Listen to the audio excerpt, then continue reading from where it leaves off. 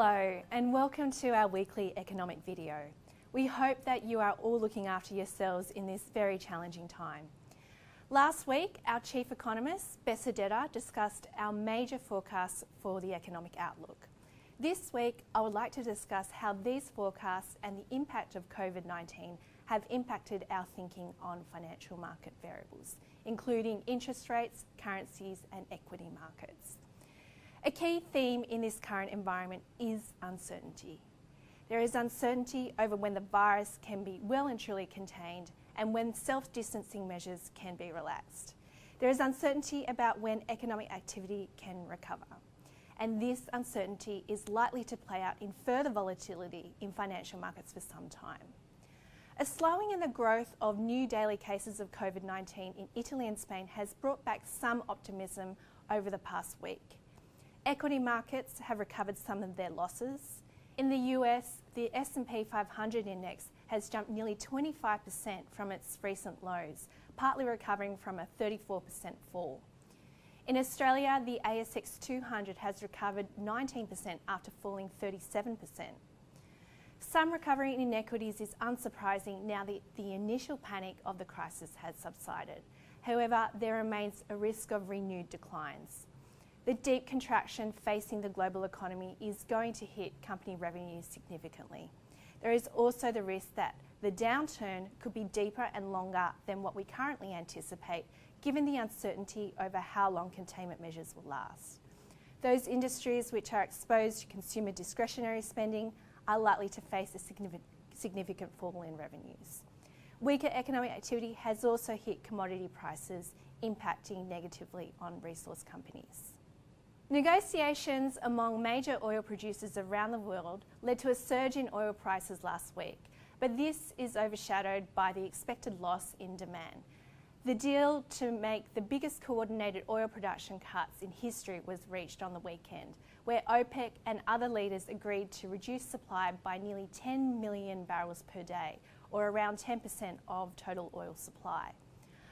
Oil prices did initially rise, but they're lower on the day after the announcement, which points to ongoing concern about the outlook for demand. In severe downturns like the one we are currently facing, companies, particularly those which are highly leveraged and are facing sharp losses in revenue, would be facing a great amount of stress. Some of these stresses have been evident in bond markets and credit markets.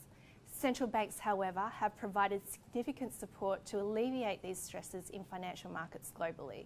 The RBA has added a huge amount of liquidity to financial markets, and this is on top of a reduction in official interest rates to 0.25% and setting a target on the 3-year government bond yield of around 0.25% as well. The RBA has provided significant stimulus through also a term funding facility to the banks.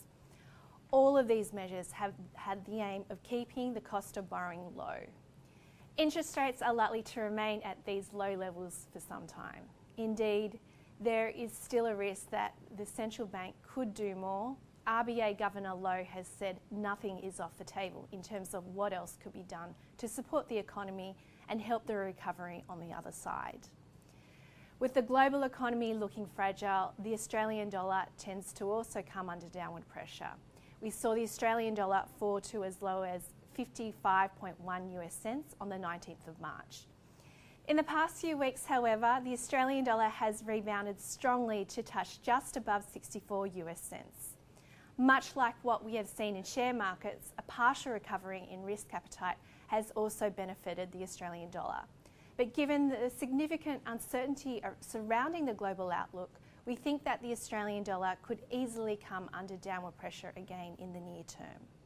The outlook does depend heavily on whether COVID-19 can be contained and whether containment measures can be relaxed so that economic activity can restart. Signs of stabilising cases are encouraging. However, the number of new cases remains elevated globally. When self-distancing restrictions can be lifted, we don't know when that will occur, and we'll have to wait for the health experts to determine when that can happen. Thank you for listening and hope you can join us again next time.